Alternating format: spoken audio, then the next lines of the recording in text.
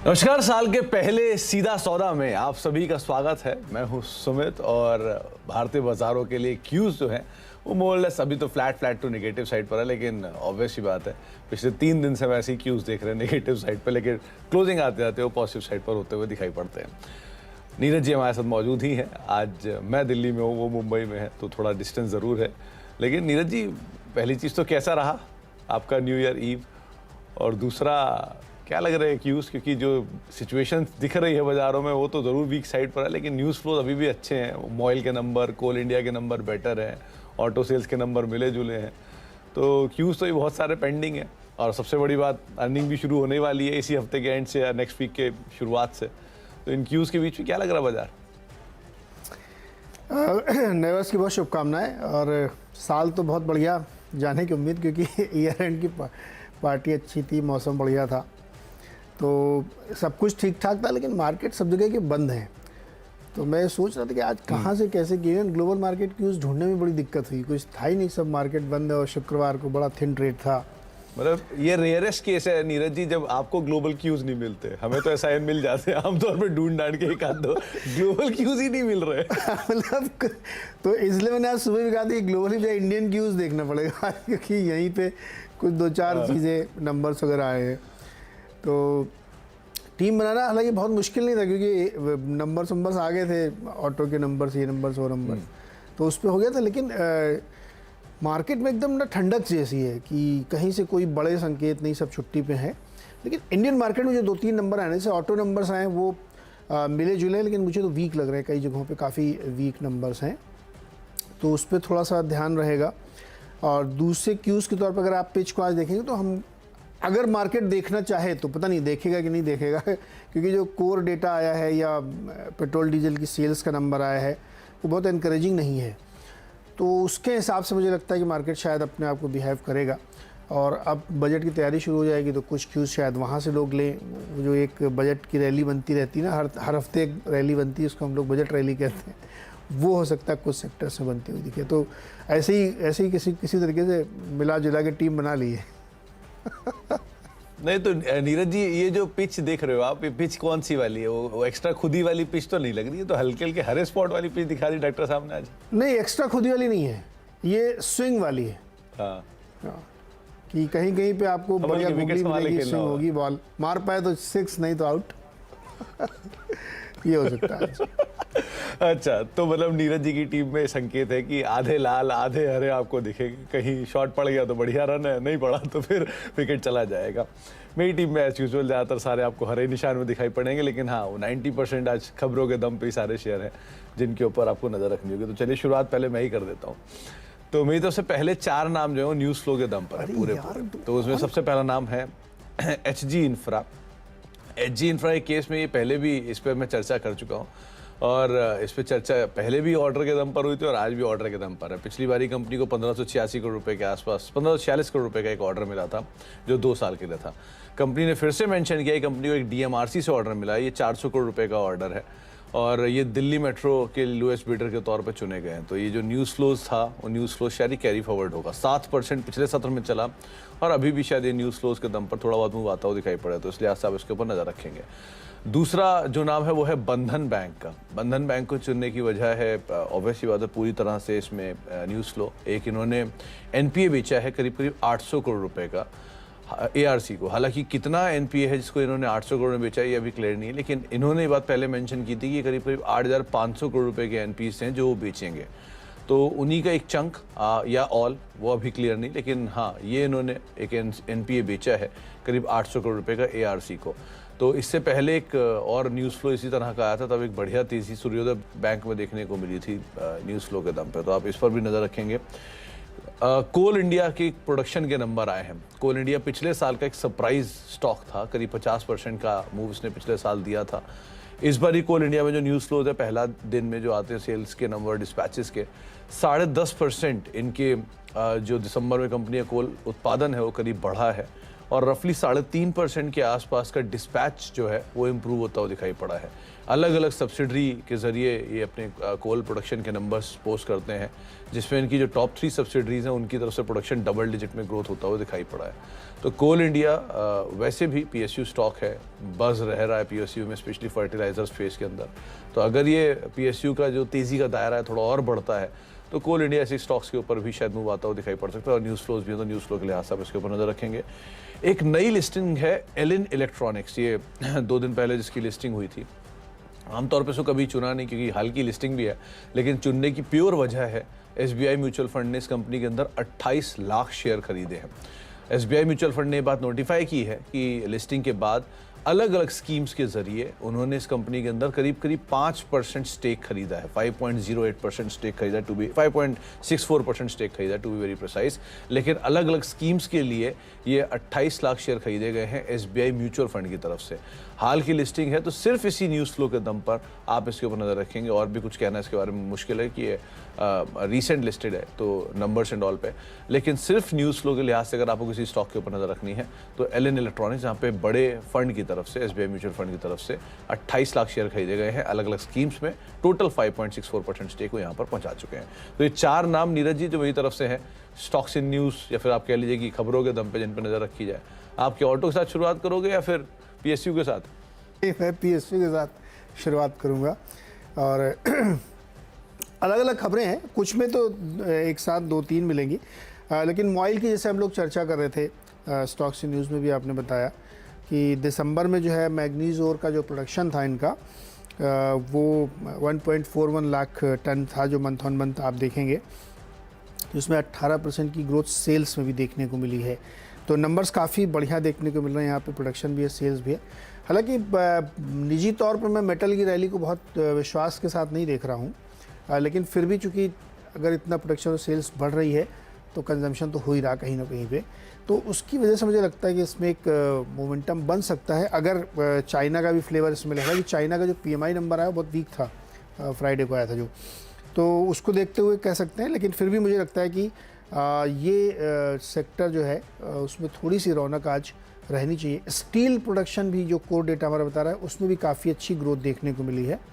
तो overall metal sector India में अभी ठीक ठाक कर रहा है, तो इसलिए ऑयल हमें लगता है ग्रीन ट्रेड हो सकता है। अब हमने क्या किया कि जो ऑयल मार्केटिंग कंपनीज हैं उसमें 2 खबरें, तो एक IOC BPC हमने 2 स्टॉक लिए हैं। एक तो इन्होंने क्या किया, कमर्शियल जो सिलेंडर होता है नीले रंग का जो आता है उसके दाम बढ़ा दिए 25 रुपये 1 जनवरी से, यानी संडे से इन्होंने 25 रुपये पर सिलेंडर दाम बढ़ा दिए हैं। तो ये इनके लिए एक अच्छी खबर है, लेकिन हमने इनको रेड में रखा है।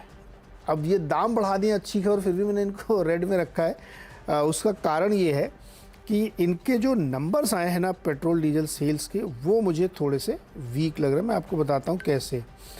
देखिए पेट्रोल की जो सेल्स है वो तो अच्छी है, दिसंबर में जो है मंथ ऑन मंथ अगर आप देखेंगे 3.7% बढ़ के आई है, ये अच्छा नंबर है। लेकिन इनके जो टोटल सेल्स होती है पेट्रोल डीजल, उसमें पेट्रोल का हिस्सा बहुत कम होता है। डीजल की सेल्स जो थी वो 0.5% नेगेटिव है दिसंबर के महीने में, नवंबर के महीने की तुलना में 7.29 करोड़ टन जो है बिका है, जो कि पिछले महीने की तुलना में 0.5% कम है। अब अगर आप साल दर साल भी देखने के इच्छुक हैं, देखना चाहते हैं, तो दिसंबर 21 में ये 13% ग्रो किया था, लेकिन दिसंबर 20 में ये 15% ग्रो किया था, और दिसंबर 19 में भी ये जो है 12% की ग्रोथ दिखा रहा। तो नंबर सीक्वेंसली अगर आप देख रहे हैं तो कम है। अब मैं इसको कोरिलेट करता हूँ कोर डेटा से। कोर डेटा में भी कई सारे नंबर, कई क्या मतलब ज़्यादातर नंबर उसमें वीक है। नंबर कहाँ अच्छे हैं वहाँ पे? इलेक्ट्रिसिटी के अच्छे हैं, फर्टिलाइज़र के अच्छे हैं, लेकिन बाकी नंबर कमज़ोर है, बहुत कमज़ोर हैं। और डीजल की अगर बिक्री कम हो रही मंथ ऑन मंथ, जो कि इतना फेस्टिवल सीज़न था, इतनी ट्रांसपोर्टेशन थी, फिर भी नंबर कम आ रहे हैं। पता नहीं है, अंदर के रीजंस देखने पड़ेंगे और क्यों हुआ। इससे ये पता लगता है कि बिज़नेस एक्टिविटीज़ स्लो हुई हैं, और ये अच्छा संकेत नहीं है, इकोनॉमी के लिए अच्छा संकेत नहीं है। तो ये जो 25-30 रुपये बढ़ाने वाली खबर कमर्शियल सिलेंडर की, ये सबसाइड हो जाएगी, और ये जो नंबर्स डीजल के कमज़ोर हैं ये मुझे लगता है हावी रहने चाहिए। इसलिए मैंने दोनों स्टॉक को इसमें हमने रेड में रखा है। ये मुझे कमज़ोर लग रहे हैं, इस वजह से हमने इनको रेड में रखा। दूसरा और एक बात आपको बताऊं, कि जो रिफाइनरी प्रोडक्शन है वो नंबर भी गिर गया है। इस महीने में रिफाइनरी प्रोडक्शन गिरा है, गैस का प्रोडक्शन घटा है, क्रूड का प्रोडक्शन घटा है, तो एनर्जी में काफ़ी दिक्कतें हमें लग रहा है दिख रही है। तो ये सारे प्रेशर्स आपको इसमें आते हुए दिखेंगे। चौथा स्टॉक चार से बताते हैं, नहीं चलिए अच्छा बता ही देते हैं। चौथा हमने VST ट्रेलर का लिया है, जो मुझे थोड़ा ग्रीन दिख रहा है। ये जो छोटे छोटे ट्रैक्टर होते हैं जो एग्रीकल्चर के लिए बनाते हैं, ये उसके नंबर स्टैंड अलोन इसमें ठीक ठाक दिख रहे हैं। 25% की ग्रोथ दिखी है। अब इसको फिर मैं कोरिलेट करता हूँ कि अगर आप एग्री नंबर देखेंगे इस वक्त के भी, तो वो बहुत एनकरेजिंग है। बहुत एग्रीकल्चर में बहुत अच्छी ग्रोथ देखने को मिल रही है। वो GDP नंबर में भी रिफ्लेक्ट हुई थी Q2 के, और मंथली नंबर्स में भी दिख रही है। तो साफ तौर पे ये दिख रहा है कि जो रूरल इकॉनमी थी वहाँ पे अब पिकअप है, ख़ास तौर पे एग्रीकल्चर सेक्टर में, नॉट Tier 1 Tier 2, वहाँ पे अभी भी डाउन है। लेकिन एग्रीकल्चर में अगर ग्रोथ दिख रही है तो उसका असर ये टेलर्स वाले उसमें दिख रहा है। तो यहाँ पे 25% की जो ग्रोथ है मुझे एनकरेजिंग लग रही है। तो इसलिए मैं लगता है VST टेलर्स ग्रीन में रख सकते हैं। तो मॉइल और टेलर्स जो है ग्रीन में, और IOC BPC रेड में रहेगा।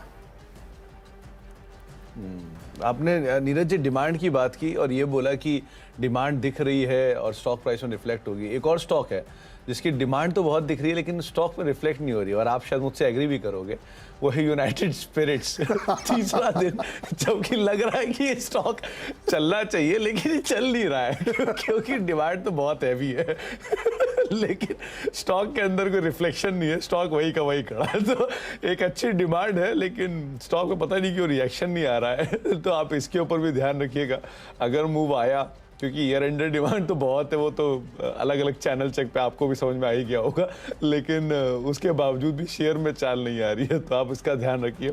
एक ये नाम और रहेगा मेरी तरफ से, पांचवा स्टॉक, और छठा रहेगा JK सीमेंट का। सीमेंट स्पेस में एक बड़ा अच्छा जो ट्रिगर बन रहा है वो है प्राइस हाइक को लेकर, और मार्केट एक्सपेक्टेशन है कि शायद अच्छे price hike revision going forward आ सकते हैं। कुछ ब्रोकर हाउसेस की रिपोर्ट्स पे आई थी, तो हो सकता है पुल बैक प्ले भी रहे। वैसे भी शेयर 2800-2900 के जोन से आके पुल बैक दिखाता है, 3400 के आसपास उसके इसके हाइज हैं, जहां ये शायद वापस रिज्यूम कर सकता है, क्योंकि बैड टाइम्स में 2300 भी देख चुका है। तो अच्छी कंपनी है, देश की चौथी पांचवी सबसे बड़ी सीमेंट कंपनी है, तो उस लिहाज से भी आप इसके ऊपर नजर रखें, शायद पुल बैक प्ले यहाँ बनता हुआ दिखाई पड़े। तो छठा स्टॉक मेरी तरफ से रहेगा JK सीमेंट, जिसके ऊपर भी आपको नजर रखनी होगी। या इंटरेस्टिंग है, और कोर नंबर्स में सीमेंट का प्रोडक्शन काफ़ी बड़ा 23% की ग्रोथ देखने को मिली है, वो भी बढ़िया ज़रूरी है।